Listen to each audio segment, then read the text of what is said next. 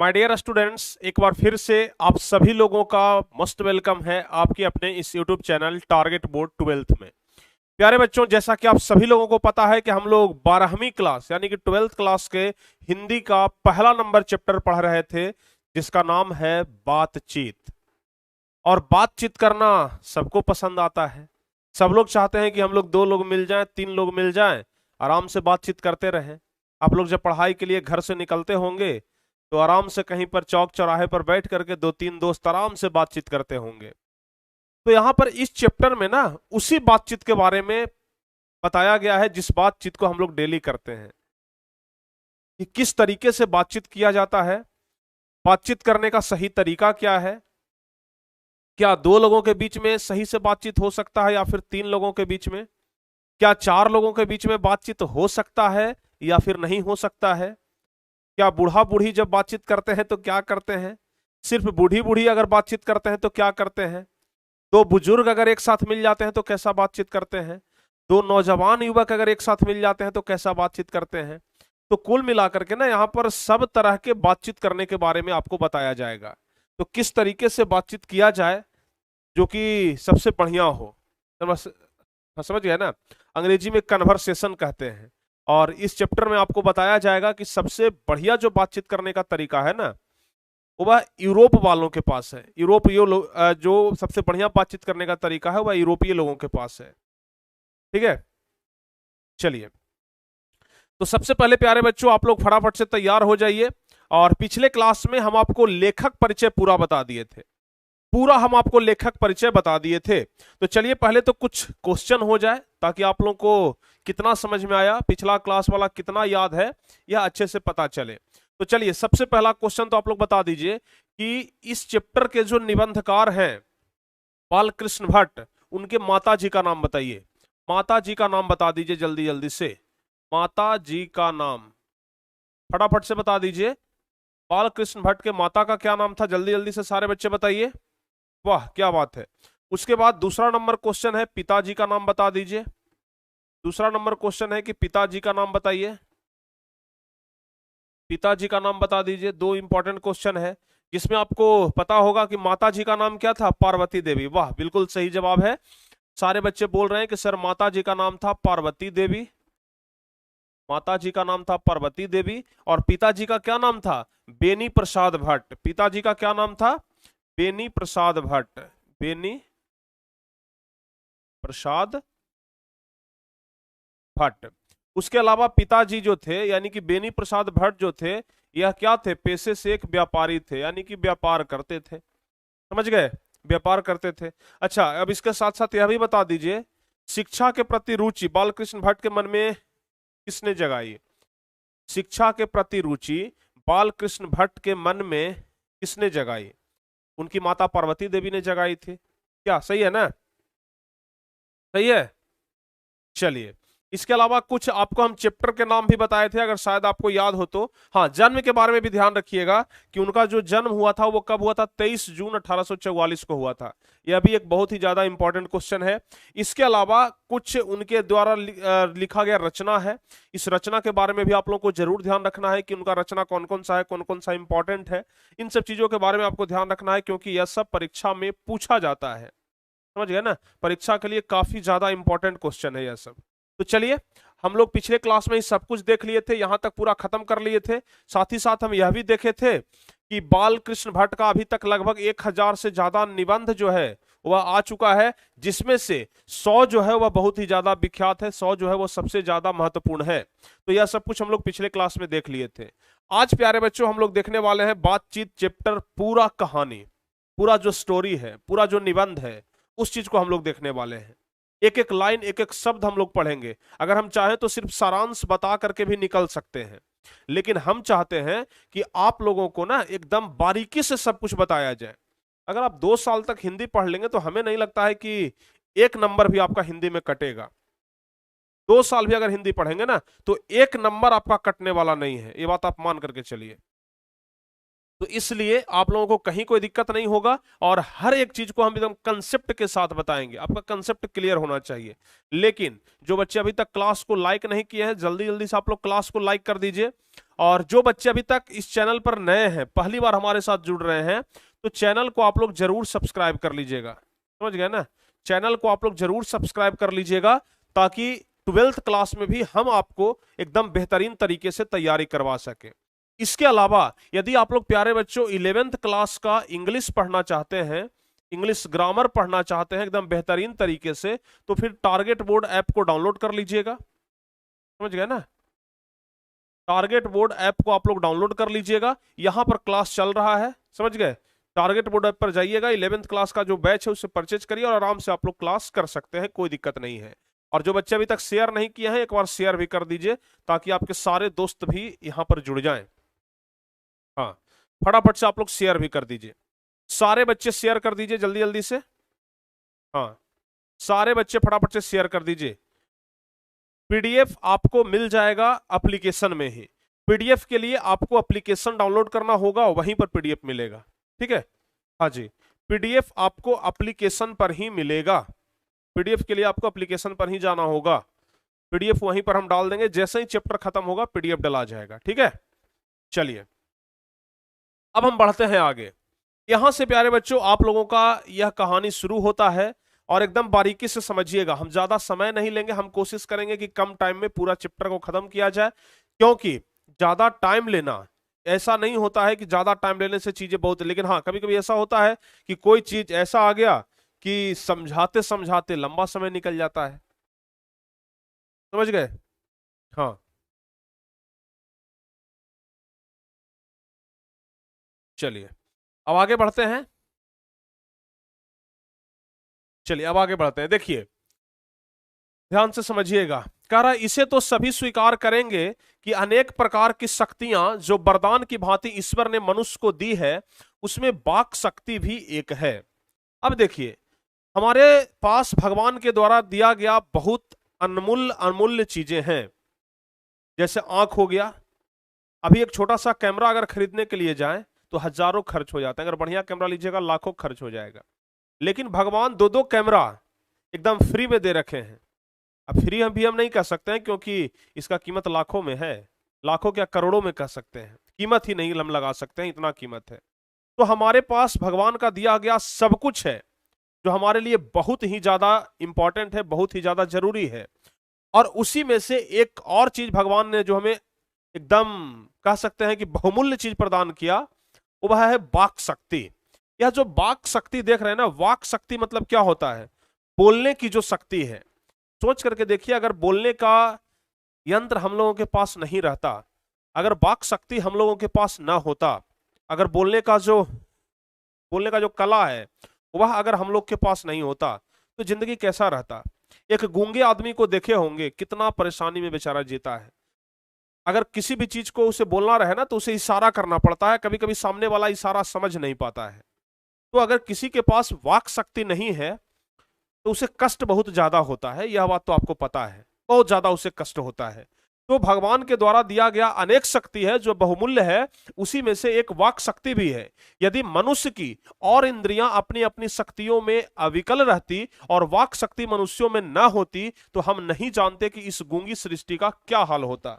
यहां पर जो निबंधकार हैं बालकृष्ण भट्ट, देखिए निबंधकार इसलिए बार बार बोल रहे हैं ना, क्योंकि यह चैप्टर कोई कहानी नहीं है कि हम कहानीकार बोलेंगे, निबंध है, इसलिए हम निबंधकार बोल रहे हैं।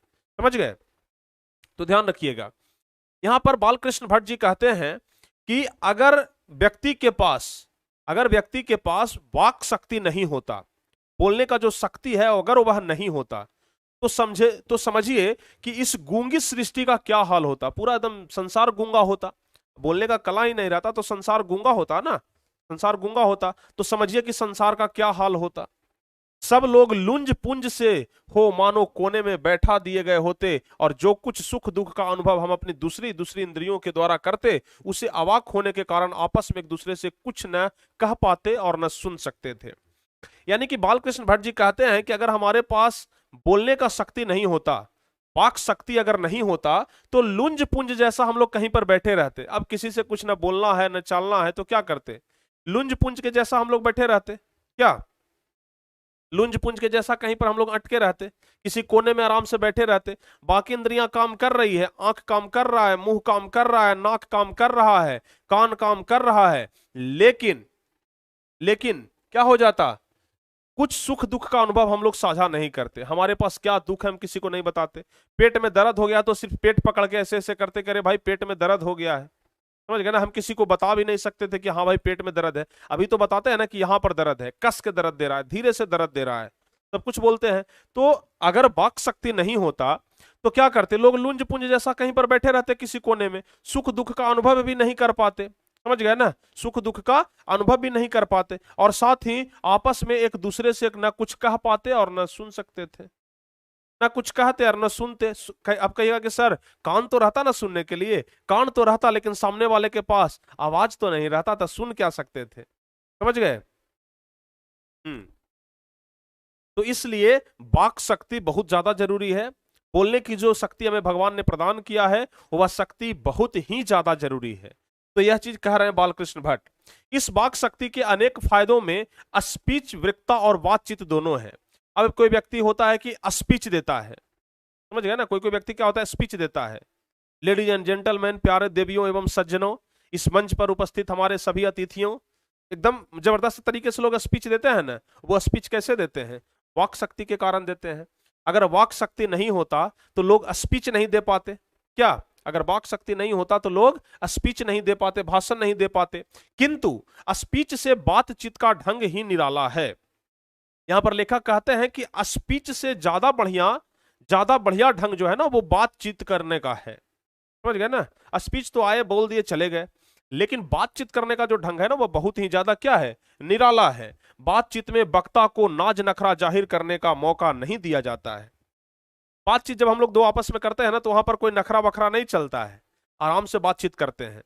अब स्पीच में क्या होता है, नखरा करते हैं। देखते हैं नेताजी जब स्पीच देते हैं कितना कहते हैं, हम ये वाला रोड इस साल बनवा देंगे, ये कर देंगे, वो कर देंगे, यहाँ पर हवाई अड्डा दे देंगे, एकदम ये कर देंगे, आप लोग को एकदम पेंशन बनवा देंगे, जिंदगी भर के लिए सोचना नहीं है।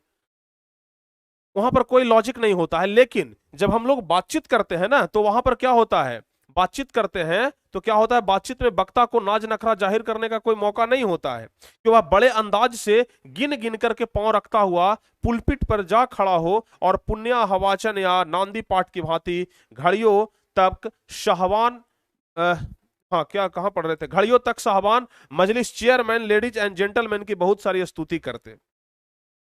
देखिए वही चीज यहां पर लिखा गया है कि जिस तरीके से हम लोग जब स्पीच देते हैं तो लिखते हैं ना, हाँ हम लोग बोलते हैं ना कि क्या हम लोग क्या बोलते हैं, लेडीज एंड जेंटलमैन। देखिए यहां पर लिखा गया है ना लेडीज एंड जेंटलमैन। हम लोग जब स्पीच देते हैं तो बोलते हैं लेडीज एंड जेंटलमैन। क्या कभी बातचीत करते हैं तो बोलते हैं कि लेडीज एंड जेंटलमैन, नहीं ना, कभी भी बातचीत करते समय हम नहीं बोलते हैं कि लेडीज एंड जेंटलमैन। तो इसी चीज को बोला जा रहा है, ठीक है। अब कह रहा है कि करावे और तब किसी तरह वक्तृता का आरंभ करें जहां कोई मर्म या नोक की चुटीली बात वक्ता महाशय के मुख से निकली कि ताली ध्वनि से कमरा गूंज उठा। स्पीच में क्या होता है, अगर कोई चुटीला बात बोल दिया तो समझिए कि ताली से पूरा रूम एकदम गूंज उठता था। अब देखते होंगे कि लालू प्रसाद यादव का जब भाषण लोग सुनते थे ना तो खूब ताली बजाते थे, ठहाका लगाते थे, हंसी लगाते थे, समझ गए। तो यहीं पर बालकृष्ण भट्ट कहते हैं कि अगर कोई स्पीच देते देते चुटीला अंदाज में कुछ बोल दे, मतलब मजाकिया अंदाज में कुछ बोल दे, तो ताली से पूरा रूम एकदम गूंज उठता था। इसलिए वक्ता को खामखा ढूंढकर कोई ऐसा मौका अपनी वक्तृता में लाना ही पड़ता है जिससे करतल ध्वनि अवश्य ही उत्पन्न हो, समझ गए। यानी कि जो बोलने वाला होता है ना उसे अपने बातचीत में कुछ ऐसा बात लाना पड़ता है जिससे कि मनोरंजन हो जाए। जैसे हम ही पढ़ाते हैं तो पढ़ाते पढ़ाते बीच में कुछ एक्स्ट्रा बातचीत करते हैं, समझ गए ना, ताकि आप लोग को थोड़ा मनोरंजन हो जाए, समझ गए, ताकि आप लोगों को थोड़ा सा मनोरंजन हो जाए। अगर हम लगातार सीरियस होकर के पढ़ाते चले जाए तो फिर मनोरंजन तो दूर जाए, आप लोग को पढ़ने में भी मजा नहीं आएगा क्या। तो इसलिए वो सब होना जरूरी है। अब देखिए क्या कह रहा है, वही हमारी साधारण बातचीत, ध्यान से समझिएगा, वही हमारी साधारण बातचीत का कुछ ऐसा घरेलू ढंग है कि उसमें न करतल ध्वनि का कोई मौका है, न लोगों के कह कहे उड़ाने की कोई बात ही रहती है।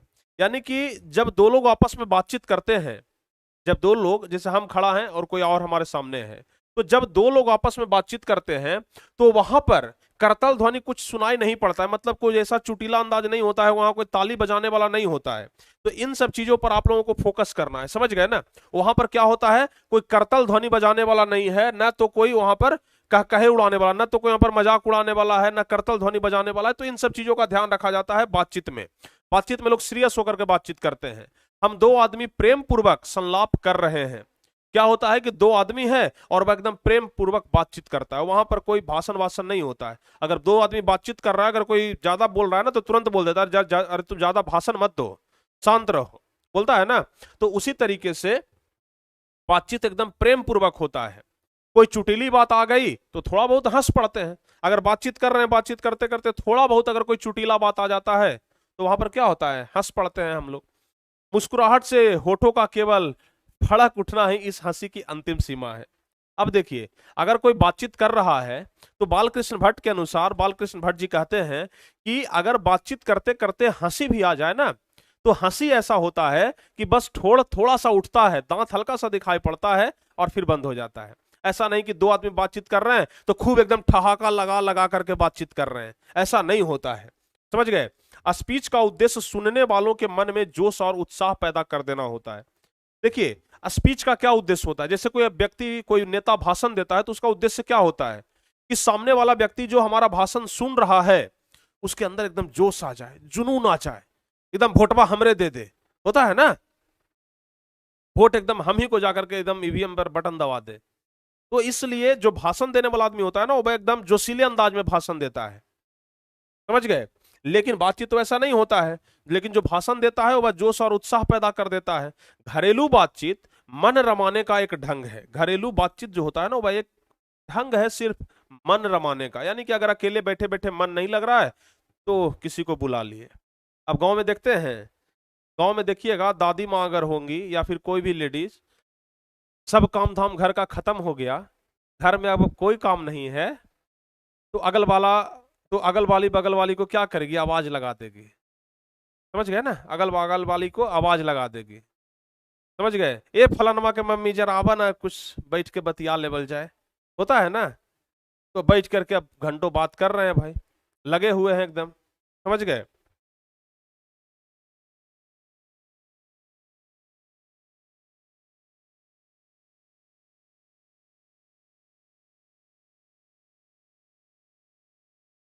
समझ गए।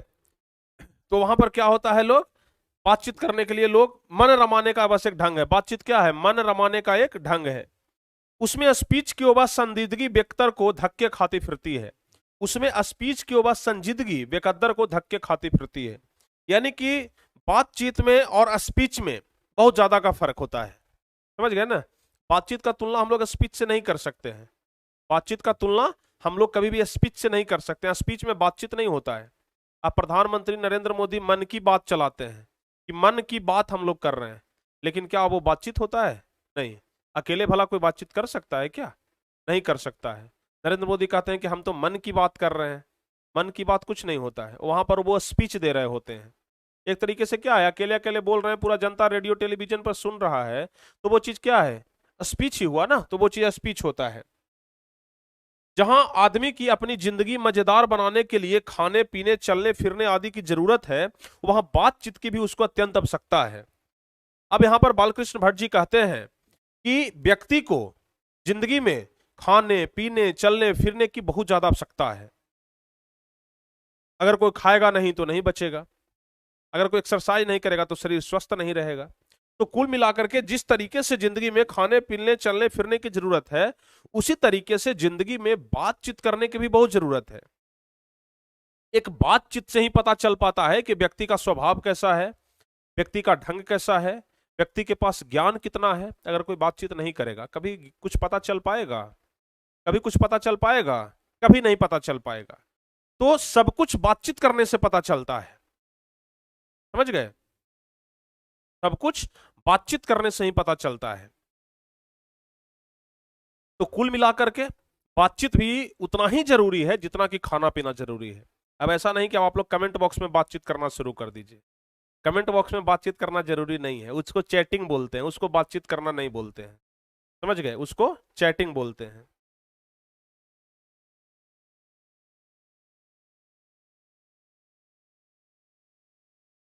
चलिए यहां तक सारे बच्चे समझ गए। जहां आदमी की अपनी जिंदगी मजेदार बनाने के लिए खाने पीने चलने फिरने आदि की जरूरत है, वहां बातचीत की भी उसको अत्यंत आवश्यकता है। जो कुछ मवाद या धुआं जमा रहता है वह बातचीत के जरिए भाप बनकर बाहर निकल जाता है। अब देखिए, बालकृष्ण भट्ट जी कह रहे हैं, बालकृष्ण भट्ट जी कह रहे हैं कि अगर आप लोगों के मन में कोई मवाद जमा है, जैसे देखते हैं ना, कोई कोई व्यक्ति बोलता है कि भाई वाह 3 दिन से ना मन के अंदर बात दबा के रख लेते एकदम, तू आ गया तुम्हारे सामने बात बोल दिए, अब हम एकदम फ्री हो गए, मन एकदम हल्का सा लग रहा है। यानी कि कोई बात को अगर आप 3 दिन 4 दिन 10 दिन से मन में दबा करके रखे हुए हैं, और अगर उस चीज को अपने किसी दोस्त के सामने, अपने किसी रिश्तेदार के सामने या फिर किसी के भी सामने अगर बातचीत के जरिए बाहर निकालते हैं, तो ऐसा लगता है कि मन का गंदगी एकदम साफ हो गया है, मन एकदम हल्का हो गया है, ऐसा लगता है ना। तो ठीक उसी प्रकार से ध्यान रखिएगा, बातचीत के जरिए जो भाप होता है ना, जो भाप होता है भाप बनकर के बाहर निकल जाता है। जो मवाद, देखिए कह रहा है कि बातचीत के जरिए जो मवाद या धुआं जमा रहता है ना यहाँ मन में, वह भाप बनकर के बाहर निकल जाता है। बताइए ऐसा होता है कि नहीं होता है? ऐसा होता है कि नहीं होता है? बताइए आप लोग। अगर आपके मन में कोई बात है, अगर किसी के सामने बोल दें, खोल दें, तो बताइए आप लोग एकदम सही सही कि आपका मन हल्का होता है कि नहीं होता है? मन हल्का हो जाता है। वही बात यहां पर बालकृष्ण भट्ट जी कह रहे हैं। अब देखिए क्या कह रहे हैं, कह रहे हैं कि चित्त हल्का और स्वच्छ हो परम आनंद में मग्न हो जाता है। यानी कि अगर किसी के सामने हम कोई बात बोल देना, तो फिर चित्त, चित्त मतलब मन होता है, चित्त एकदम हल्का हो जाता है। आप लोग 10th क्लास में चित्त चोर पढ़े होंगे, मन पावन चित्त चोर पलक ओट नहीं करी सको, कृष्ण भगवान का यह जो चैप्टर था, मन पावन चित्त चोर पलक ओट नहीं कर सको, वहां पर भगवान श्री कृष्ण को चित्त चोर कहा गया था। यानी चित्त मतलब मन और चोर मतलब चुराने वाला, जो मन को चुराने वाला हो उसे चित्त चोर कहते हैं। और यहां पर बालकृष्ण भट्ट जी कहते हैं कि चित्त हल्का हो जाता है, बातचीत करने से मन हल्का हो जाता है, चित्त हल्का हो जाता है और स्वच्छ भी हो जाता है, परम आनंद में मग्न हो जाता है। बातचीत का भी एक खास तरह का मजा होता है। यहां पर कह रहे हैं कि बातचीत का भी एक खास तरह का मजा होता है, समझ गए ना। बातचीत का भी एक खास तरह का मजा होता है। जिनको बातचीत करने की लत पड़ जाती है वे इसके पीछे खाना पीना भी छोड़ करके बैठ जाते हैं। हम अपने गांव में देखते थे ना कि दो लोगों का घर अगर बगल में हो, अब घर के छत पर महिलाएं चढ़ गई, इस घर के छत पर एक महिला, इस घर के छत पर एक महिला, चूंकि दोनों का घर सटा हुआ है, अब दोनों जैसे ही धूप खत्म हुआ, अब शाम से बैठ करके दोनों एकदम चोंच में चोंच लड़ा रही है, मतलब बात कर रही है। अब बात तब तक होगा जब तक कि घर वाले डांट करके नीचे न बुला लें। अरे भाई कितना बातचीत करोगी, बाहर आ जाओ, नीचे आओ, ये काम है वो काम है, तुम दोपहर से ही बातचीत करने में लगी हुई हो। होता है ना। तो अगर किसी को बातचीत करने की लत लग जाए तो उसको छुड़ाना बड़ा मुश्किल होता है। किसी को फोनमा पर बात करे के लत लग जाता है, समझ रहे हैं ना, किसी को फोन पर बात करने का लत लग जाता है, अब वो लत को छुड़ाना भी बड़ा मुश्किल होता है।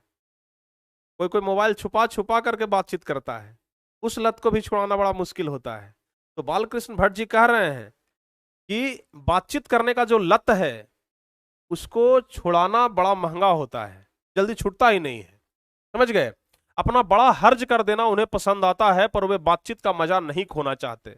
यानी कि बालकृष्ण भट्ट कहते हैं कि जिनको बातचीत करने का आदत लग जाए, जिनको बातचीत करने का लत लग जाए, वो अपना काम हर्जा कर देते हैं, बड़ा से बड़ा काम को हर्ज कर देंगे, हर्जा कर देंगे, नहीं काम करेंगे भाई, लेकिन बातचीत का मजा जरूर लेंगे, समझ गए ना, बातचीत तो जरूर करेंगे, समझ गए, होता है ना। चलिए, रॉबिन्सन रॉबिन्सन क्रूसो का किस्सा बहुधा लोगों ने पढ़ा होगा, जिसे 16 वर्ष तक मनुष्य सुख देखने भी नहीं मिला था। एक व्यक्ति का नाम यहां पर बालकृष्ण भट्ट लिए हैं, जिनका नाम है रॉबिन्सन रॉबिन्सन क्रूसो। अब कह रहे हैं कि उनके बारे में किस्सा तो पढ़े होंगे, हम तो नहीं पढ़े हैं, शायद आप लोग भी नहीं पढ़े होंगे, लेकिन यहां पर है तो भाई चर्चा देख लेते हैं। कह रहे हैं कि इस व्यक्ति का किस्सा तो बहुत सारे लोगों ने पढ़े होंगे, जिसे 16 वर्ष तक तो मनुष्य सुख भोगने ही नहीं दिया गया था। यानी कि 16 वर्ष तक एकदम बंद कमरे में रखा गया था, दुनिया के सुख से दूर रहो, भोग विलास से दूर रहो, समझ गए ना। तो रॉबिन्सन क्रूसो थे, उनको 16 वर्ष तक ना मनुष्य सुख देखने के लिए भी नहीं मिला था। कुत्ता बिल्ली आदि जानवरों के बीच में रह करके 16 वर्ष के उपरांत उसने फ्राइडे के मुख से एक बात सुनी।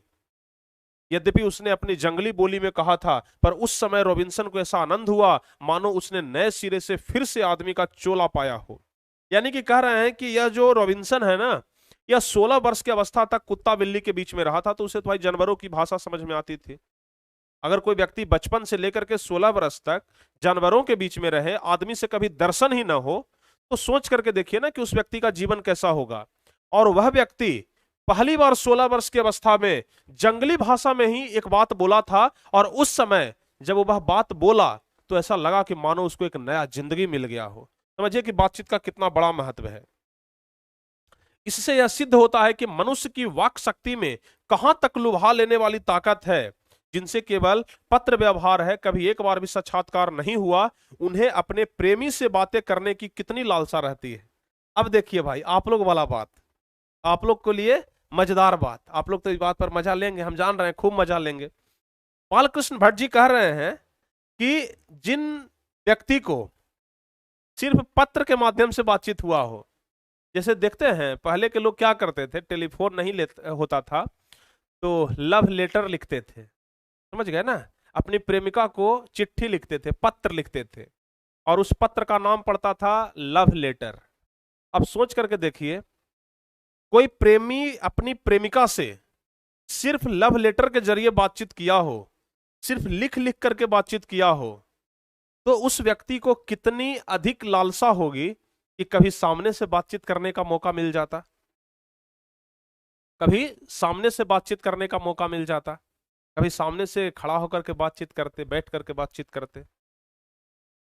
तो यहां पर बालकृष्ण भट्ट जी कह रहे हैं कि मनुष्य की वाक शक्ति में कहां तक लुभा लेने वाली ताकत है, जिनसे केवल पत्र व्यवहार है, यानी कि जिनसे केवल अभी तक पत्र के माध्यम से ही बातचीत हुआ है, लेटर के माध्यम से बातचीत हुआ है, कभी एक बार भी साक्षात्कार नहीं हुआ है, मतलब सामना सामनी बात नहीं हुआ है, तो उन्हें अपने प्रेमी से बातें करने की कितनी लालसा रहती है, कितनी लालसा रहती है। आप लोग को तो एक्सपीरियंस होगा ना। वाह वाह वाह वाह, I am very happy sir. वाह, हैप्पी तो होंगे ना, हैप्पी तो होंगे, आप लोग का टॉपिक ही कुछ ऐसा है।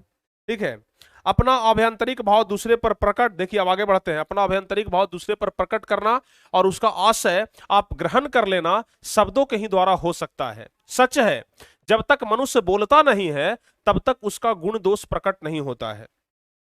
बालकृष्ण भट्ट जी कहते हैं कि जब तक मनुष्य बोलेगा नहीं तब तक न तो उसका गुण के बारे में पता चलेगा, न तो उसका दोष के बारे में पता चलेगा, कितना पढ़ा लिखा है यह भी नहीं पता चलेगा। अगर आप किसी व्यक्ति से, किसी अनजान व्यक्ति से मिलते हैं तो बातचीत करने के ढंग से आपको पता चल जाता होगा कि यह व्यक्ति पढ़ा लिखा है या फिर अनपढ़ है। पता चलता है कि नहीं चलता है? बातचीत करने के ढंग से ही सिर्फ पता चल जाता है कि यह व्यक्ति पढ़ा लिखा है या अनपढ़ है, अच्छा है कि खराब है। तो बातचीत करने से बहुत कुछ क्लियर होता है। तो यही कह रहे हैं ना कि बातचीत, मनुष्य जब बोलता नहीं तब उसका गुण दोष भी प्रकट नहीं होता, जब बोलबे नहीं करता तो उसका गुण दोष प्रकट होता नहीं, प्रकट होता। बेन जॉनसन का यह कहना है कि बोलने से ही मनुष्य के रूप का साक्षात्कार होता है। बेन जॉनसन एक व्यक्ति हैं जिनका कहना है कि मनुष्य का साक्षात्कार उसके बोलने से ही होता है। मनुष्य कैसा है, जब तक बोलेगा नहीं तब तक पता चलेगा नहीं, समझ गए ना। तो मनुष्य का जो साक्षात्कार होता है ना, वह बोलने से ही होता है और बहुत ही उचित जान पड़ता है, जो कि बहुत उचित है। जब तक व्यक्ति से बातचीत नहीं करेंगे पता नहीं चल पाएगा कि व्यक्ति कैसा है। तो यह चीज जरूरी भी है, समझ गए। चलिए अब आगे बढ़ते हैं। इस बातचीत की सीमा 2 से लेकर के वहां तक रखी जा सकती है जहां तक उनकी जमात, मीटिंग या सभा न समझ ली जाए। यानी कि बालकृष्ण भट्ट जी कह रहे हैं कि बातचीत 2 लोगों से शुरू होती है और वहां तक चलती है जहां तक एक मीटिंग लग जाए। एक मीटिंग में भी बहुत सारे लोग रहते हैं लेकिन बातचीत करते हैं, 2 लोग भी रहते हैं लेकिन बातचीत करते हैं। तो इसलिए बालकृष्ण भट्ट कह रहे हैं कि बातचीत की जो सीमा है वह 2 से लेकर तो शुरू होती है, 2 से शुरू होता है और कहां तक रखी जाती है, जहां तक उनकी जमात न लग जाए, मीटिंग ना या फिर सभा न समझ ली जाए। जब तक जमात न लग जाए तब तक बातचीत हो सकता है, समझ गए। अब जमात लग गया तो फिर वो भाषण होगा। जमात अगर लग गया तो समझिए कि फिर क्या होगा, भाषण होगा। ठीक है। एडिसन का मत है, यानी कि एडिसन भी एक व्यक्ति हैं, उनका कहना है कि असल बातचीत सिर्फ 2 व्यक्तियों में ही हो सकती है। देखिए परीक्षा में सवाल पूछता है कि असल बातचीत सिर्फ दो व्यक्तियों में ही हो सकती है, ऐसा किनका मत है? समझ गए ना, परीक्षा में क्वेश्चन पूछता है कि असल बातचीत सिर्फ दो व्यक्तियों में ही हो सकती है, ऐसा किनका मत है? तो आपको बताना है कि ऐसा एडिसन का मत है। किनका? एडिसन का ऐसा मत है। समझ गए ना? तो एडिसन का कहना है, एडिसन का ऐसा मानना है कि असल जो बातचीत है ना वह दो व्यक्तियों में ही हो सकती है। जब दो व्यक्ति आपस में खड़े हो ना तो असल बातचीत हो सकता है, अगर ज्यादा हो गए तो फिर वो बातचीत नहीं होता है। देखिए कह रहे हैं दो व्यक्तियों में ही हो सकती है, जिसका तात्पर्य यह हुआ कि जब दो आदमी होते हैं तभी अपना दिल एक दूसरे के सामने खोलते हैं। अक्सर आप लोग देखते होंगे कि जब दो व्यक्ति आपस में बातचीत करते हैं ना तो दिल खोल करके बातचीत करते हैं, कुछ छुपा करके नहीं रखते हैं अंदर में, सब कुछ खोल देते हैं। लो भाई एकदम दिल खोल करके बातचीत कर रहे हैं। लेकिन अगर उस दो व्यक्ति के बीच में कोई तीसरा व्यक्ति आ जाए ना तो टॉपिक चेंज कर देते हैं। अरे देखो देखो देखो, देखो फलानमा आ रहा है, बात बदल दे, बात बदल दे, बात बदल दे, यहां से फलानमा आ रहा है, बात सुन लेगा, किसी और को कह देगा। यानी कि असल जो बातचीत है ना वो दो व्यक्तियों में ही हो सकता है, तीसरा अगर आ जाए तो बातचीत का मजा खत्म। समझ गए ना? यही कह रहे हैं बालकृष्ण भट्ट। कह रहे हैं कि जब तीन व्यक्ति हो जाते हैं तब वह दो की बात कोसों दूर हो जाती है। कहा भी है कि छह कानों में पड़ी बात खुल जाती है। बालकृष्ण भट्ट कहते हैं कि जब तक दो व्यक्ति के पास बात है तब तक तो ठीक है, अगर बात छह व्यक्ति के पास पहुंचा तो फिर बात खुल जाएगा भाई। अगर आप किसी चीज को छिपा करके रखना चाहते हैं तो अपने अंदर रखिए। अगर हमसे भी कह दिए, हमसे भी कह दिए, हमसे भी कह दिए, हमसे भी कह दिए तो फिर बात खुल जाएगा। जैसे गांव की औरतों को आप लोग देखते होंगे, हम बार बार गांव की औरतों को के ऊपर एग्जाम्पल लेते हैं। इसका मतलब ये मत समझ लीजिएगा कि गांव की औरतें खराब होती है, हमारी भी माँ है, गांव की ही औरतें हैं। तो इसलिए इसको निगेटिव में नहीं लेना है, बस पढ़ा रहे हैं मनोरंजन के लिए। मनोरंजन के लिए हम इन सभी चीजों का एग्जाम्पल देते हैं ताकि आप लोग का मनोरंजन हो जाए। समझ गए ना? अन्यथा सबकी माँ है, सबकी बहन है, सब लोग बराबर हैं। समझ गए ना? तो किसी को तकलीफ नहीं मानना है। गांव में अक्सर आप लोग देखते होंगे, कहा जाता है कि औरत के पेट में बात नहीं पचता है, ऐसा कहा जाता है। अब कितना सच्चाई है भाई, इस पर हम टिप्पा नहीं लगा रहे हैं। कहा जाता है कि औरत के पेट में बात नहीं पचता है, अगर औरत को कोई बात बताइएगा ना तो उजागर हो जाएगा। होता क्या है ना, अगर आप किसी औरत को बात बता दिए, किसी लेडीज को अगर आप बात बता दिए, वो कहेगी कि ठीक है, कसम खाते हैं हम किसी को नहीं बताएंगे। ठीक है, कसम खाते हैं हम किसी को नहीं बताएंगे। एक दिन वो चुप रह जाएगी, 2 दिन चुप रह जाएगी, 3 दिन चुप रह जाएगी, चौथा दिन एक औरत से मिलती है, दूसरी औरत से, उससे बोलेगी कि देखिए भाई ऐसा है, या फिर अगर गांव के भाषा में, देखा ऐसा है कि हम तो कसम खा ले लिए है कि हम कोई के बात ही बतेबे ना, लेकिन अपने भी कसम खा लेथिन कि हाँ कोई की बात ना बोलतथिन तो हम तोरा ही बात बता दे। समझ गए? कसम खा ले ली है, तू कसम खाला कि कोई के बात मत बताई है, लेकिन बात शेयर करबो जरूर। समझ गए ना? तो ऐसा होता है। समझ गए ना? एक औरत दूसरी महिला को कहेगी कि देखा भाई हम तो कसम खा ले लियो है, हम ये बात कोई के ना कहबो, लेकिन तू कसम खाला कि कोई के मत कहिए। अब वो औरत कहेगी कि ठीक है हो भाई, हम कसम खाइयो, हम काहे हम काहे कोई के कहबे भाई, हम नहीं कोई के कहबे, हमरा बता दा। अब वो औरत को विश्वास हो जाता है, वो बात को बता दी। पहले एक व्यक्ति के पास था, दूसरी को बताया, दो व्यक्ति के पास पहुंचा, अब तीसरी व्यक्ति के पास भी पहुंच गया है। ठीक है, अब जिस व्यक्ति को, अब जिस लेडीज को पता चला, जिस औरत को पता चला जो दूसरी औरत थी, वो किसी और औरत के पास जाएगी और उसको बोलेगी कि देखा ना फलानमा के मैया हमरा से ऐसा ऐसा बात बोल रहे हल, लेकिन कसम दे दिल के है कि ये कोई के न बतावे के है। गाँव में ऐसी ना होता है? आप लोग बताइए एकदम सही सही। हमारा कसम दे दिल के है कि कोई के न बतावे के है, तब हम तो तोरा न बतावल चाहे थी, लेकिन तू अपन है ना, जे चलते बता दे रही है। अब तोरा से हम कोची छुपाइयो, तू अपना आदमी है भाई, घर के आदमी है, तो तोरा से का छुपावी हम। होता है ना? अब वो औरत उसको बता दी, अब वही औरत धीरे धीरे सबको ऐसे ही बोलेगी कि देखा पहले कसम खाला कि कोई के मत बताई है। कसम सबको खिलाया जा रहा है, लेकिन बात भी नहीं रखा जा रहा है, बात भी पचाया नहीं जा रहा है, बात भी धीरे धीरे बढ़ते जा रहा है। समझ गए? होता है ना? तो बालकृष्ण भट्ट जी यही कहते हैं कि जब तीन हुए तब वह दो की बात कोसों दूर हो गई। देखिए हाँ कहां पर कह रहे थे, कहां पर लिखा गया था जी? हाँ देखिए लिखा है ना 6 कानों में यदि बात पड़ी तो बात खुल जाती है। कोई भी बात अगर छिपा करके रखना चाहते हैं, अगर जो 6 व्यक्ति को बोल दिए तो समझिए कि बात खुल गया, धीरे धीरे उसका प्रचार हो जाएगा, बढ़ जाएगा बात। समझ गए ना। कसम तो सबको खिलाया जाएगा कि देखा भाई तू अपन आदमी है तो हम कसम खिला करके बोली थी, कोई के मत बताइए, लेकिन वो अगला आदमी के कसम खिला देगी, फिर वो अगला आदमी के कसम, वो अगला आदमी के कसम, बात खुल जाएगा। समझ गए ना। चलिए, अब कह रहे हैं कि दूसरे यह कि किसी तीसरे आदमी के आ जाते ही या तो वे दोनों अपनी बातचीत से निरस्त हो बैठेंगे या उसे निपट मूर्ख अज्ञानी समझ बनाने लगेंगे। अब बालकृष्ण भट्ट जी कहते हैं कि अगर दो व्यक्ति आपस में बातचीत कर रहा है, अगर कोई तीसरा व्यक्ति आ जाए तो या तो टॉपिक बदल देंगे, बातचीत जो कर रहे थे ना सीधे टॉपिक बदल देंगे, अरे अरे फलानमा आ रहा से अगर वो अगर बात सुन ले को तो दोसर के कह देता हूँ, बात बदल दे, होता है ना। वहां से बात बदला गया, वहां से बात बदला गया, बात वहां से बदला जाता है। या फिर जो तीसरा आया है ना उसको मूर्ख समझ लिया जाता है, अरे वो तो मूर्ख आदमी है, वो थोड़े ना बात को समझ पाएगा, ऐसा होता है ना, ऐसा ही होता है। समझ गए। चलिए अब बढ़ते हैं आगे। अब कहते हैं बालकृष्ण भट्ट जी कि जैसे गर्म दूध और ठंडे पानी के 2 बर्तन पास पास सटा करके रखे जाएं तो एक का असर दूसरे में पहुंच जाता है। अब देखिए, कह रहे हैं बालकृष्ण भट्ट जी कि जैसे गर्म पानी और एक ठंडा पानी को सटा करके रखा जाए ना, तो गर्म का भी थोड़ा सा ठंडा हो जाएगा और ठंड का भी थोड़ा सा गर्म हो जाएगा। उसी तरीके से कह रहे हैं कि जब गर्म दूध और ठंडे पानी को 2 बर्तन पास पास सटा करके रखे जाएं, पानी ले आइए ना वहां से बोतल में, वो बोतल है।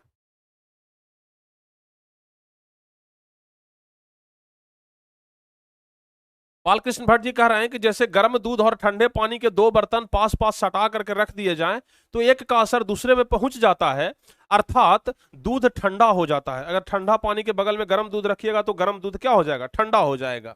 देखिए है ना, कभी कभी अगर ज्यादा गर्म दूध रहता है ना तो उसको ठंडे पानी में बर्तन को डुबा करके रख दिया जाता है, कुछ देर में दूध ठंडा हो जाता है। समझ गए। और पानी गर्म हो जाता है।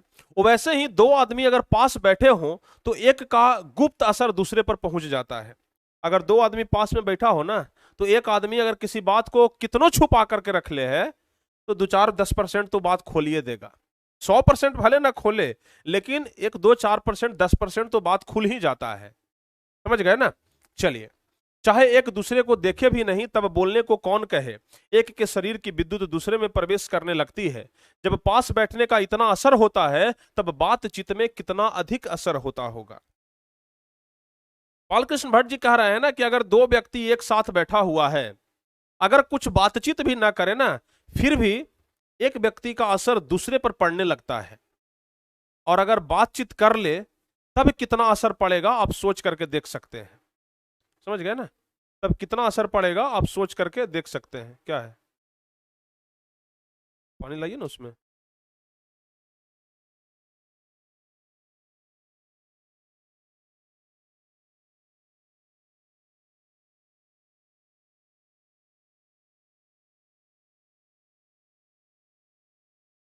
टेंथ वाला।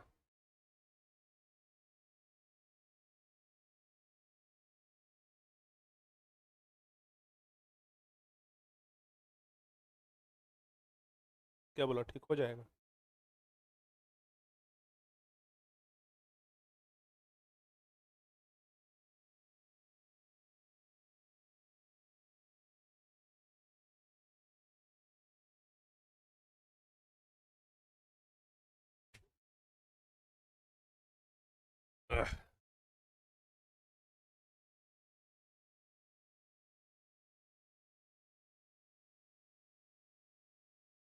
हाँ, तो हम क्या बता रहे थे आपको कि अगर 2 लोग एक साथ बैठे भी रहे ना तो एक का असर दूसरे पर पड़ जाता है। वैसे ही अगर बातचीत करें तो उसका और ज्यादा असर पड़ता है। हाँ देखिए, बातचीत में कितना अधिक असर होगा इसे कौन न स्वीकार करेगा। अब इस बात को 3 आदमियों के साथ देखना चाहिए। मानो एक त्रिकोण सा बन जाता है। एक त्रिभुज देखे होंगे ना, उसमें 3 कोण होता है। वैसे ही अगर बातचीत में 3 व्यक्ति अगर जुड़ जाएं तो एक वहां पर भी क्या बन जाता है, त्रिकोण बन जाता है। समझ गए। हाँ, टारगेट बोर्ड ऐप का लिंक सर, प्ले स्टोर में जाइए ना, टारगेट बोर्ड सर्च करिए, सबसे ऊपर में एप्लीकेशन आ जाएगा। प्ले स्टोर में जाइए, टारगेट बोर्ड सर्च करिए, सबसे ऊपर में एप्लीकेशन आ जाएगा। और अगर 11th का अंग्रेजी पढ़ना चाहते हैं तो अभी से ही पढ़ लीजिए, फिर पीछा हो जाइएगा, 12th में बहुत दिक्कत होगा, समझ गए ना। और 10th जैसा 12th नहीं है कि अंग्रेजी आपको नेसेसरी नहीं है, वहां नंबर जुटेगा, समझ गए ना। तो इसलिए अभी से ही पढ़ना शुरू कर दीजिए, 11th में थोड़ा बेस बनेगा, 12th में और ज्यादा बन जाएगा, फिर आपका नंबर पूरा पूरा आ जाएगा। तो जाइए टारगेट बोर्ड एप्लीकेशन को डाउनलोड करिए, इसका भी नोट्स हम एप्लीकेशन पर ही डाल देंगे, ठीक है। चलिए, हाँ क्या कह रहे थे, अब इस बात को 3 आदमियों के साथ देखना चाहिए, मानो एक क्या बन गया हो, त्रिकोण सा बन जाता है। कह रहे हैं कि तीनों चित्त मानो 3 कोण हैं और तीनों की मनोवृत्ति के प्रसरण की धारा मानी इस त्रिकोण की 3 रेखाएं हैं। गुपचुप असर तो उन तीनों में परस्पर होता ही है, जो बातचीत में की गई वह मानो अनूठी में नग की जड़ होती है। यानी कि यहाँ पर बालकृष्ण भट्ट जी कह रहे हैं कि जब 3 व्यक्ति साथ में होते हैं तो बातचीत तो वहां पर भी होता है, लेकिन जिस तरीके से एक अंगूठी में नग होता है ना, उसी तरीके से समझिए कि 2 लोगों के बीच में जब तीसरा व्यक्ति आ जाए ना, तो वो थोड़ा सा अलग हो जाता है, समझ गए। और जब 4 आदमी आ जाए, अब देखिए बालकृष्ण भट्ट कहते हैं कि 3 आदमी आ गया तब तो थोड़ा बहुत डिस्टर्ब हो गया, जब 4 आदमी हुए तब बेतकुल्फी को बिल्कुल स्थान नहीं रहता है, खुल के बातें ना होंगी, जो कुछ बातचीत की जाएगी वह फॉर्मेलिटी और संजीदगी के लक्ष्य होगी। यानी कि बालकृष्ण भट्ट जी कह रहे हैं कि अगर 3 व्यक्ति हो ना तब तो ढंग से बातचीत नहीं होता है, अगर 4 व्यक्ति आ जाएं तो वहां पर तो सिर्फ बातचीत होगा, लेकिन फॉर्मेलिटी के लिए सिर्फ होगा कि चलो भाई फॉर्मेलिटी निभा रहे हैं, बातचीत भी हो रहा है, समझ गए, इस प्रकार का है। 4 से अधिक की बातचीत तो केवल राम रमोवल कहलाएगी। अब देखिए क्वेश्चन यहां से भी ऑब्जेक्टिव में पूछता है कि 4 व्यक्तियों से अधिक की बातचीत को क्या कहा जाता है। तो ध्यान रखिएगा, अगर 4 व्यक्ति से अधिक बातचीत कर रहे हैं ना तो उनको क्या कहा जाता है, राम रमोवल। राम रमोवल कहने का मतलब हो गया कि जिसका कोई अर्थ ही न रहे, बातचीत तो हो रहा है लेकिन कोई अर्थ ना हो, जो मन में आया सो बोले जा रहे हैं, उसे हम संलाप नहीं कह सकते। इस बातचीत के अनेक भेद हैं। 2 बूढ़ों की बातचीत प्रायः जमाने की शिकायत पर हुआ करती है। अब देखिए बातचीत के दौरान यहाँ बालकृष्ण भट्ट जी कह रहे हैं कि जब दो बूढ़े व्यक्ति एक साथ बैठते हैं तो उनकी जो बातचीत होती है ना, वो किस चीज पर होती है, शिकायत पर। कौन चीज के शिकायत पर भाई, तो जमाने की शिकायत पर। देखिएगा, जब 2 बूढ़े व्यक्ति एक साथ बैठेंगे ना तो बात करेंगे, अरे हम जब जवानी में थे तो एकदम गए थे वहां पर राइफल ले करके, अरे उसको मारने ही वाले थे, तब तक उधर से आ गया लाठी लेकर के, और क्या कहें पीछे से हमको मार दिया एक लाठी, हम गिर गए। बड़ा बढ़िया आदमी था, बड़ा वो तो मार दिया पीछे से, बड़ा खराब आदमी था, फलना सीन। अरे पहलवान आदमी थे एकदम, वो तो एकदम पहलवान आदमी थे, शेर से लड़ गए थे। इस प्रकार की बातें होती हैं, समझ गए ना, इस प्रकार की बातें होती हैं। यानी कि 2 बूढ़ों के बातचीत में जो बात होती है ना, 2 बूढ़ों के बीच जो बातचीत होती है वो जमाने की शिकायत पर बात होती है। अपने जमाने की बात करेंगे कि जब हम लइकाई में थे, जब हम जवानी में थे, तब हम ऐसा थे, तब हम एकदम शेर शाह सूरी के चचा थे, समझ गए ना, इस प्रकार की बातचीत होती है। चलिए, उबे बाबा आदम के समय की ऐसी दास्तान शुरू करते हैं कि जिसमें 4 सच तो 10 झूठ होते हैं। देखिएगा, एक चीज आप लोग फेस करिएगा, अपने आसपास के अगर कोई बुजुर्ग हैं, कोई बूढ़े व्यक्ति हैं जिनका उम्र अगर 60, 70, 80 साल हो गया है, उनके पास जाइएगा और बोलिएगा कि कुछ अपन जमाना के जरिए एक आध 2 कहानी सुनावा ना, 1-2 जरा कहानी सुनाइए अपना जमाना के। वो कहानी सुनाना शुरू करेंगे ना तो 2-4 सच रहेगा तो उसमें 10 झूठ रहेगा। इसी चीज को बालकृष्ण भट्ट जी कह रहे हैं। बालकृष्ण भट्ट कह रहे हैं कि वो बाबा जो है ना, वो आदम के समय की ऐसी दास्तान सुनाएंगे। आदम मतलब होता है आदिकाल, आदिकाल आदि मानव का समय। एक यहाँ पर मतलब कि इस तरीके से व्यंग किया गया है कि बाबा जो है वो आदम के समय की ऐसी दास्तान सुनाएंगे कि जिसमें 4 सच होगा तो 10 झूठ होगा, समझ गए। कहेंगे कि अरे हम तो जवानी में इतना ताकतवर थे ना, एक लाठी मार देते थे ना तो 2-3 आदमी गिर जाता था, पानी को टंकी को तो ऐसे फान जाते थे। अरे बुढ़ारी आ गया भाई, शरीर अब थक गया, जवानी में हम कुछ समझते थे, 1 क्विंटल उठा लेते थे एक हाथ से जी, समझ गए ना। मतलब आधा सच आधा झूठ, ज्यादा झूठे रहता है, समझ गए। इस प्रकार की बातें होती है। एक बार उनकी बातचीत का घोड़ा छूट जाना चाहिए, पहरों बीच जाने पर भी अंत न होगा। यहाँ पर बालकृष्ण भट्ट कह रहे हैं कि बुजुर्ग जो आदमी होते हैं ना, जो बूढ़े आदमी होते हैं, उनका बस एक बार बातचीत का घोड़ा छूट जाए, वो घोड़ा फिर पकड़ाता नहीं है। अगर एक बार बातचीत का घोड़ा छूट गया, कहने का मतलब कि अगर एक बार बातचीत शुरू हो गया तो जल्दी खत्म नहीं होगा। गर्मी का दिन आ रहा है ना, देखिएगा गर्मी के दिन में क्या होता है कि 10 लोग मिल गए, एक दलान पर एकदम आराम से बैठ गए, एकदम चबूतरा पर गमछी बिछा लेंगे, ताश लाओ जी, 4 आदमी मिल जाएंगे और 4 आदमी मिल करके ताश खेलना शुरू, लो एकदम नहले पर दहला, समझ गए। अब वो 4 आदमी ताश खेलेंगे ना, तो चारों तरफ से 10 आदमी घेर के बैठल रहेगा, समझ गए। 4 आदमी ताश खेल रहा है, 10 आदमी घेर के बैठल है चबूतरा पर। लोगों को भाई क्या हो रहा है भाई, लग रहा है जैसे वर्ल्ड कप चल रहा है, समझ गए। अब 10 आदमी घेर के बैठा है, अरे अरे दहलाता दहलाता, समझ गए ना। तो इस प्रकार से बातचीत होती है।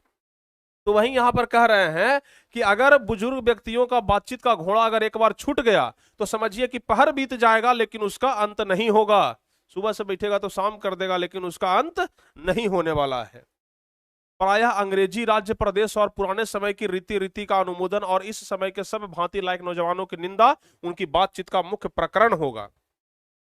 यानी कि अगर बुजुर्ग लोग आपस में बातचीत करेंगे ना, तो आजकल के जो नौजवान हैं उनका बुराई करेंगे। अरे आजकल के लड़कमन के ना देखा हो, जींस पहन लेते हो, फट्टल जींस पहनते हो, कहते हो कि ये फैशन है।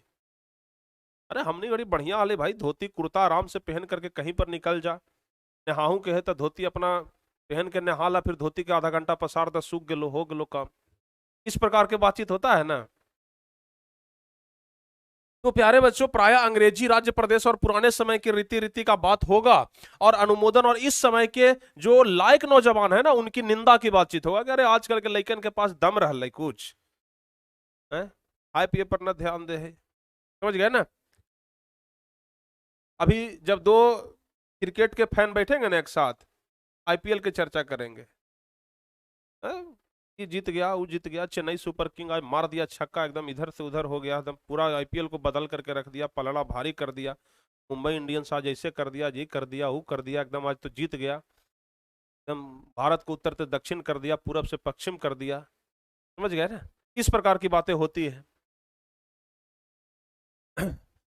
और पढ़े लिखे हुए के लिए तो शेक्सपियर, मिल्टन, मिल और स्पेंसर जीव का, हाँ जीव पर चर्चा करेंगे। जो पढ़े लिखे हुए हैं ना वो थोड़ा सा पढ़ा लिखा वाला बातचीत करते हैं। अपनी लियायत के नशे में चूर हम चूनी दिगरे नेक अक्कन पे, हाँ अखड़पन की चर्चा छेड़ेंगे। 2 हम सहेलियों की बातचीत का कुछ जायका ही निराला, रस का समुद्र मानो उमड़ा चला आ रहा है। यानी कि अगर 2 सहेली बातचीत कर रहे हैं, 2 लड़कियां अगर आपस में बातचीत कर रही है, तो मानिए कि वहां पर रस का समुद्र निकल रहा है। लड़की का तो बातचीत खत्म नहीं होता है, लड़की का बातचीत नहीं खत्म होगा। तू आज का बनैली हल बहिन, तू आज का कहली हल, ये आज हम पहनले जो बढ़िया लग रहे है, कल हम जो पहनलिए जो अच्छा लगले हल, अरे 5 रोज पहले जो पियरका जो हम पहनलिए जो अच्छा लगले हल। इस प्रकार से बातचीत होते रहता है, समझ गए ना। तो अगर 2 लड़कियां 2 सहेलियां आपस में बातचीत करें तो वहां पर खत्म ही नहीं होता है। 2 सहेलियां अगर बातचीत करें ना तो वहां पर मानो कि एकदम रस का समुद्र निकल रहा है भाई, एकदम रस निकल रहा है, समझ गए ना। तो वह कह रहे हैं कौन, बालकृष्ण भट्ट। हम नहीं कुछ कह रहे हैं, जो कुछ भी कह रहे हैं ना हम बस समझा रहे हैं, तब बालकृष्ण भट्ट कह रहे हैं, समझ गए ना। हाँ,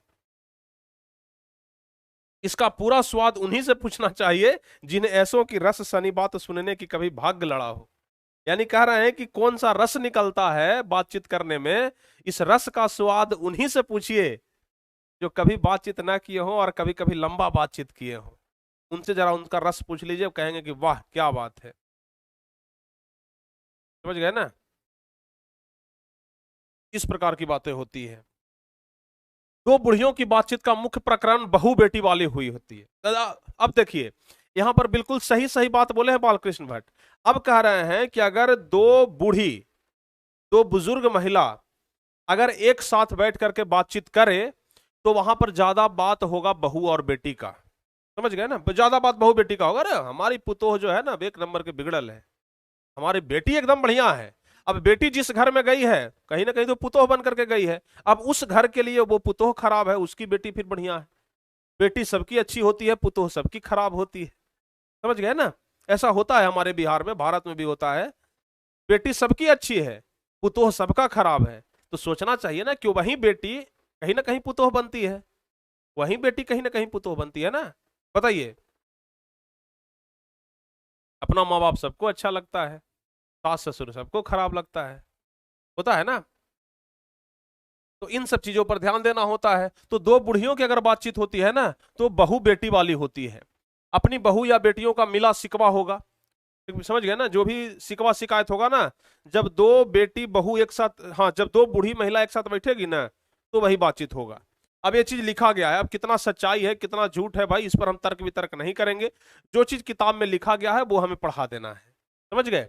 चलिए, या वे बिरादराने का कोई ऐसा रमरसरा छेड़ बैठेंगी कि बात करते करते अंत में खोड़े दांत निकाल लड़ने लगेंगी, समझ गए ना। देखिएगा, जब दो बुजुर्ग महिला एक साथ बैठ करके बातचीत करेंगी, तो क्या होगा, बातचीत करते करते करते करते एकदम एगो टुकना, एगो इतना सा टुकना ले लेगी, दांत को ऐसे खोद रही है, आराम से बातचीत करे, लग रहा है कि जैसे तीनों त्रिलोक का सुख मिल, एकदम तीनों त्रिलोक का सुख प्राप्त हो रहा है, समझ गए ना। लड़कों की बातचीत खिलाड़ी हुई तो अपनी अपनी तारीफ करने के बाद वे कोई सलाह गांठेंगे जिससे उनको अपनी शैतानी जाहिर करने का पूरा मौका मिले, समझ गए। स्कूल के लड़कों की बातचीत का उद्देश्य अपने उस्ताद की शिकायत या तारीफ या अपने सहपाठियों में किसी के गुण अगुण का कथोकथन होता है। यानी कि जब दो विद्यार्थी आपस में बातचीत करते हैं ना, तो वहां पर क्या होता है, किसी का गुण के बारे में बखान करेंगे, अरे देखो ना यार, वो जो रणधीर है ना, पढ़ने में बहुत तेज है, पता नहीं कैसे पढ़ता है। आप लोग बोलते हैं ना, और वो तो पढ़ने में कमजोर है, वो तो ज्यादा तेज नहीं है। इस प्रकार की बातें होती हैं दो विद्यार्थी के बीच में, समझ गए। पढ़ने में कोई लड़का तेज हुआ तो कभी अपने सामने दूसरों को कुछ न गिनेगा। कभी कभी क्या होता है, अगर कोई बच्चा पढ़ने में तेज है तो उसके अंदर घमंड आ जाता है, हमारे सामने कोई अब नहीं है, हम तो पढ़ने में बहुत तेज है ना, हमारे सामने अब कोई नहीं है। तो वह क्या होता है, अगर कोई बच्चा पढ़ने में बहुत तेज हुआ तो कभी अपने सामने दूसरे को नहीं गिनता है। वह सुस्त और बोदा हुआ तो दबी बिल्ली का सा स्कूल भर को अपना गुरु ही मानेगा। अब जो बच्चा सुस्त है, एकदम देह गिरेले रहता है, 24 घंटा ऐसे कैले रहता है, एकदम बोदा लड़का है, वह क्या करेगा, पूरा स्कूल को एकदम अपना गुरु समझ लेता है। अरे भाई, सब क्या, हमारा तो सब गुरु ही है, समझ गए ना, समझ गए। इसके अलावा बातचीत की और बहुत सी किस्में हैं।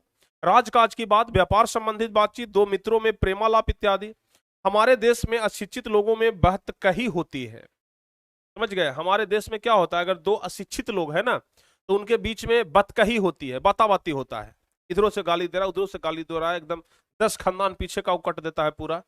अगर कोई अनपढ़ लोग है ना, तो देखिएगा, अगर अनपढ़ लोगों के बीच में अगर जो लड़ाई झगड़ा हो जाए ना, वर्तमान का बात कम होगा, भूत का बात ज्यादा होगा। तुम्हारा ऐसा था, तुम्हारा खानदान ऐसा था, तुम्हारा खानदान ऐसा था, ये सब बात ज्यादा होता है, समझ गए ना। अशिक्षित लोगों में बतकही होती है। लड़की लड़के वालों की ओर से एक एक आदमी बिचबई होकर दोनों में विवाह संबंधी कुछ बातचीत करते हैं। अब देखिए, अब कह रहे हैं कि अगर किसी लड़का लड़की का बातचीत करना हो शादी के लिए, तो दो लोग जाते हैं भाई, और बिचकही, जिसको बिचमान बोलते हैं, कि देखिए भाई ये बिचमान है, ये पंच है। वो क्या करते हैं, जाते हैं, बातचीत करते हैं, और तब जाकर के क्या होता है, दोनों के बीच में बातचीत होता है, और तब जाकर के शादी ब्याह संपन्न होता है, समझ गए। उस दिन से बिरादरी वालों को जाहिर कर दिया जाता है कि अमुक की लड़की का अमुक के लड़के के साथ विवाह पक्का हो गया है। यानी कि जब दो परिवार वालों के बीच में बातचीत हो जाता है शादी ब्याह को लेकर के, तब उस दिन के बाद से यह कन्फर्म गली मोहल्ले वालों को बता दिया जाता है कि देखिए भाई, इस अमुक की लड़की, यानी कि कह सकते हैं कि फलनमा के लड़की और चिलनमा के लड़का, दोनों का बीच शादी तय हो गया है, समझ गए ना। अरे इसका लड़की है, उसका लड़का है, दोनों का शादी तय हो गया है, समझ गए।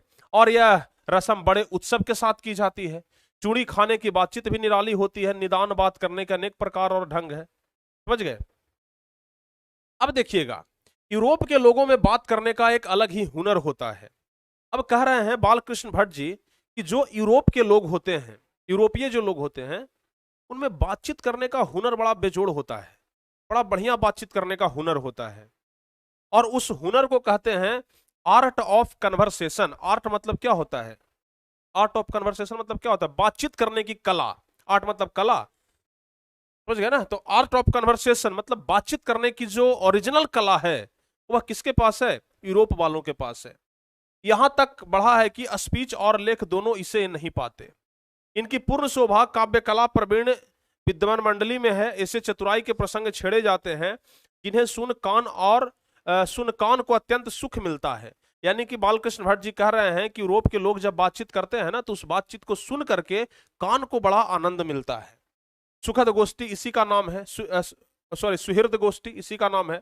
सुहृद गोष्ठी की बातचीत की यह तारीफ है कि बात करने वालों की लियाकत अथवा पंडिताई का अभिमान या कपट कहीं एक बात में भी प्रकट न हो, परन रम में रसाभास पैदा करने वाले शब्दों को बरकते हुए चतुर क्या कहा गया, बरकते हुए चतुर सियाने अपनी बातचीत को सरस रखते हैं। यानी कि जो चतुर होते हैं, जो सियाने होते हैं, जिनके पास थोड़ी सूझबूझ होती है, नॉलेज होती है, वो बड़ी चतुराई के साथ अपनी बातचीत को रखते हैं कि हम बोल भी दें और सामने वाले को पता भी न चले। समझ गए ना, बहुत चतुराई के साथ बातचीत को रखते हैं। वह रस हमारे आधुनिक शुष्क पंडित की बातचीत में, जिसे शास्त्रार्थ कहते हैं, कभी आवेगा ही नहीं। मुर्ग और बटेर की लड़ाइयों की झपटा झपटी के समान उनकी नीरस कांव में सरस संलाप की चर्चा ही चलना व्यर्थ है। देखते हैं कभी कभी अगर मुर्गा और बटेर के बीच में लड़ाई हो गया तो पूरा एकदम झपटा झपटी होता है। समझ गए ना, वैसे ही कुछ लोगों के बीच में जब बातचीत होता है तो ऐसे ही झपटा झपटी होता है। वरन कपट और एक दूसरे को अपने पांडित्य के प्रकाश में बाद में परास्त करने का संघर्ष आदि रसाभास की सामग्री वहां बहुतायत के साथ आपको मिलेगी। दो पंडित को अगर एक साथ बिठा दिया जाए, दोनों अपना आपके तो सोचेंगे कि हम विद्वाने हैं, जितना जानकारी हमको है उतना कोई नहीं है, बड़ा हम जानकार पंडित जी हैं। तो अगर दो पंडित जी को एक साथ बिठा दिया जाए तो उनके बीच में ना मुर्गा और बटेर वाली लड़ाई हो जाती है। समझ गए, मुर्गा और बटेर वाली लड़ाई हो जाती है। घंटे भर तक काव काव करते रहेंगे तो कुछ नहीं होगा। बड़ी बड़ी कंपनियां और कारखाने आदि बड़े से बड़े काम इसी तरह पहले दो चार दिली दोस्तों की बातचीत से शुरू किए गए। यानी कि आज जो बड़े बड़े कंपनियों को आप लोग देख रहे हैं ना, कभी किसी दो चार दोस्त मिलकर के बातचीत किए, शुरू कर दिया, आज बड़ा कंपनी बन गया। उपरांत बढ़ते बढ़ते यहां तक बढ़े कि हजारों मनुष्यों की उनसे जीविका चलने लगी। यानी कि दो चार लोग बातचीत किए, भाई आज कंपनी इतना बढ़ गया कि अब हजारों मनुष्य का उनसे क्या चल रहा है, जीविका चल रहा है, और साल में लाखों की आमदनी होने लगी। 25 वर्ष के ऊपर वालों की बातचीत अवश्य ही कुछ न कुछ सारगर्भित होती होगी, अनुभव और दूरदेशी से खाली न होगी। यानी कि यहाँ पर बालकृष्ण भट्ट कह रहे हैं कि जो 25 साल से ऊपर के व्यक्ति होते हैं, जाहिर सी बात है कि जब वो बातचीत करते होंगे तो कुछ बढ़िया बातचीत करते होंगे, कुछ सार्थक, कुछ सारगर्भित बातचीत करते होंगे। या हाँ, ऐसा किनको मानना है? तो ऐसा मानना है बालकृष्ण भट्ट जी का कि 25 से ऊपर वाले जो व्यक्ति होते हैं ना, जो 25 साल से ऊपर वाले, उनकी बातचीत थोड़ी अच्छी होती है, और 25 से नीचे की बातचीत में यद्यपि अनुभव, दूरदर्शिता और गौरव नहीं पाया जाता। यानी कि जो व्यक्ति 25 साल से नीचे के होते हैं ना, उनकी बातचीत में आप देखेंगे ना कि वो अनुभव नहीं आपको झलकेगा, वो अनुभव आपको नहीं दिखेगा। समझ गए ना सर? एक बार कॉल कीजिए प्लीज सर जी। अगर कॉल करना हो तो हमारा नंबर दिया गया है ना, उस नंबर पे कॉल कर लीजिए, हमारे स्टाफ से बातचीत हो जाएगी आपको, और उसके बाद जो भी समस्या रहेगा आप बोल दीजिएगा, समस्या का समाधान कर दिया जाएगा। ठीक है, कह रहे हैं कि 25 से नीचे वाले व्यक्ति के पास ना अनुभव नहीं होता है, दूरदर्शिता नहीं होता है, पर इसमें एक प्रकार का ऐसा दिलबहाव और ताजगी रहती है जिसकी मिठास उसमें 10 गुनी बढ़ी चढ़ी दिखती है। यानी कि 25 से नीचे वाला के पास अनुभव बहुत कम रहता है, अनुभव के साथ भले कम बातचीत करेंगे, लेकिन उनकी आवाज में मिठास होता है। जैसे एक बच्चा का आवाज सुनिएगा ना तो लगेगा कि बड़ा मीठा आवाज निकलता है, तो उनकी आवाज में क्या होता है, एक अलग तरह का मिठास होता है। तो यही चीज बोला गया है। समझ गए? अब ज्यादा नहीं है, बिल्कुल अब खत्म होने वाला है। यहां तक हमने बाहरी बातचीत का हाल लिखा है, जिसमें दूसरे फरीक के होने की बात आवश्यकता है, बिना किसी दूसरे मनुष्य के हुए, जो किसी तरह का संभव नहीं है, और जो दो ही तरह पर हो सकता है, या तो कोई हमारे यहाँ कृपा करे या हम ही जाकर के दूसरे को कृतार्थ कर दें। पर यह सबको दुनियादारी है जिसमें कभी कभी रसाभास होते देर नहीं लगती है। यानी कि यह समाज ऐसा है ना, यह दुनिया ऐसा है कि अगर किसी से आप बातचीत कर रहे हैं ना तो उसके बारे में तुरंत रसाभास हो जाएगा, आपको आभास हो जाएगा कौन व्यक्ति कैसा है। यह जो चैप्टर है एक तरीके का निबंध है, तो हम चाह रहे हैं कि इसको थोड़ा सा इंटरेस्टिंग बनाया जाए ताकि आपको समझ में आए। बाकी दूसरा चैप्टर जो है, उसने कहा था लहना सिंह, कीरत सिंह सब कुछ आपको पढ़ाएंगे, वहां पर आपको बहुत मजा आएगा। समझ गए ना? तो दूसरा नंबर चैप्टर बहुत ज्यादा इंटरेस्टिंग भी है सुनने में भी अच्छा लगेगा। दूसरा नंबर चैप्टर बहुत लाजवाब है, ठीक है, क्योंकि जो महाशय अपने यहाँ पधारे उनकी पूरी दिलजोई न हो सकती तो शिष्टाचार में त्रुटि हुई। अगर हम ही उनके यहाँ गए तो पहले तो बिना बुलाए जाना ही अनादर का मूल है, समझ गए ना। यानी कि कह रहे हैं कि अगर कोई व्यक्ति हमारे पास आता है, अगर उनको थोड़ा सा भी कमी दिख गया ना तो वो कहेंगे कि शिष्टाचार में भाई त्रुटि रह गई। या फिर अगर हम किसी के पास जाते हैं तो सबसे पहले अगर बिना बुलाए जाते हैं तो वो चीज अनादर होगा। ऐसे भी कहा जाता है कि बिना बुलाए किसी के यहाँ नहीं जाना चाहिए। आपको संस्कृत में हम 10th क्लास में पढ़ाए थे। और जाने पर अपने मन माफिक बर्ताव न किया गया तो मानो दूसरे प्रकार का नया घाव हो गया। यानी कि एक तो बिना बुलाए किसी के पास चल गए तो सबसे बड़ा गलती आप वहां पर कर दिए। जो मन में सोच करके गए थे कि हमारा हमारा इतना सत्कार होगा, हमारा इतना आदर होगा, अगर वो चीज नहीं हुआ तो मन में और ज्यादा तकलीफ होता है। देखो ना भाई, ऐबो किए, आए भी और मान सम्मान भी नहीं मिला, तो वहां पर और ज्यादा तकलीफ हो जाता है, ठीक है ना। एक एक एक दूसरे प्रकार का एक नया घाव उत्पन्न हो जाता है। इसलिए सबसे उत्तम प्रकार बातचीत करने का हम यही समझते हैं कि हम वह शक्ति अपने में पैदा कर सके कि अपने आप बात कर लिया करें। यानी कि बालकृष्ण भट्ट जी कहते हैं कि अब दूसरों से बातचीत करिएगा तो क्या दूसरों को हमारी बातें अच्छी लगेगी या फिर हमारी बातों से दूसरों को तकलीफ हो जाएंगी, या कौन जानता है।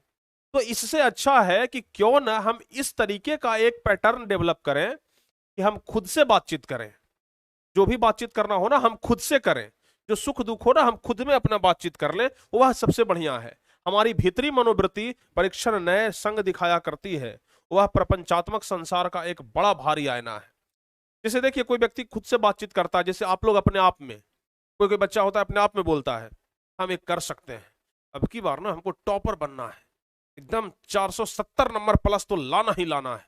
यहां पर दूसरों से बातचीत नहीं हो रही है, अपने से बातचीत हो रही है, अपनी मनोवृत्ति से बातचीत हो रही है, समझ गए ना। तो अपनों में जो बातचीत किया जाता है ना वो सबसे बेहतर होता है, ठीक है, जिसमें जैसी चाहो वैसी सूरत देख लेना, कुछ दुर्घट बात नहीं है। और जो एक ऐसा चमनिस्तान है जिसमें हर किस्म के बेल बूटे खिले हैं, ऐसे चमनिस्तान की सैर में क्या कम दिखलावा है, हाँ क्या कम दिलबहाव है।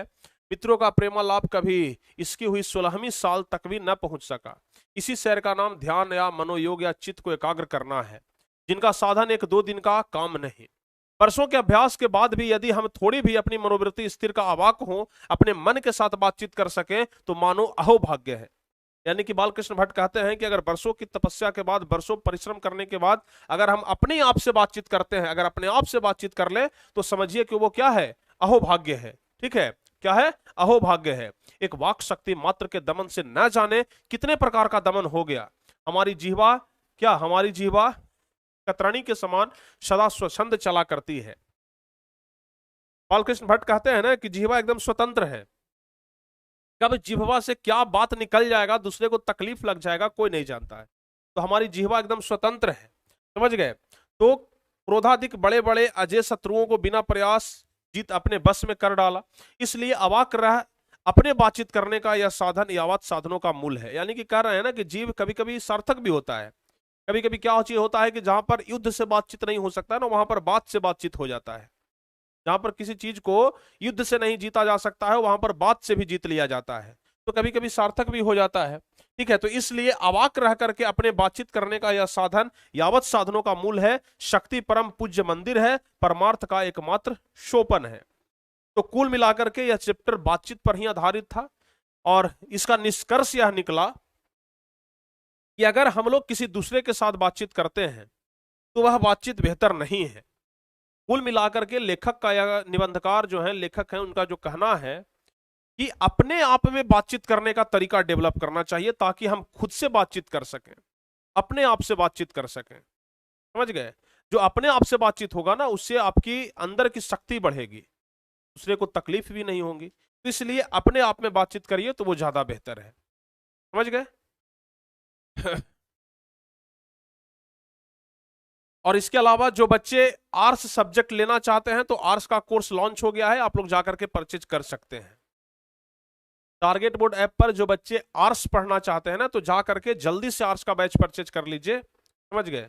आर्ट्स का बैच आप लोग फटाफट से जाकर के परचेज कर लीजिए, क्लास आपका 20 तारीख से शुरू हो जाएगा, ठीक है। आर्ट्स जो बच्चे पढ़ना चाहते हैं, साइंस वालों के लिए भी हम प्रयासरत हैं, प्रयास कर रहे हैं, ठीक है। तो चलिए प्यारे बच्चों, आज का यह क्लास यहीं तक रहेगा। अब कल हम आपको इस चैप्टर का पूरा प्रश्नोत्तर कवर करा देंगे, पूरा क्वेश्चन आंसर कवर कराएंगे, एक एक क्वेश्चन को बहुत ही बारीकी से एकदम समझा समझा करके बताएंगे ताकि आप लोगों को समझ में आ जाए। ठीक है, तो आज का क्लास बस यहीं तक। क्लास को हम बहुत ज्यादा कोशिश किए कि मनोरंजन बना दें, और बहुत हद तक मनोरंजन बनाए भी, आप लोग को हंसते हंसाते क्लास करवा दिए, पता भी नहीं चला। इसी तरीके से हम आगे भी आपको पढ़ाते रहेंगे एकदम जबरदस्त तरीके से, जहां तक भी हमसे संभव हो पाएगा आपको हम हंसाने का प्रयास जरूर करेंगे। तो चलिए मिलते हैं अगली क्लास में एकदम जबरदस्त तरीके से क्वेश्चन आंसर के साथ। तब तक के लिए जय हिंद, धन्यवाद।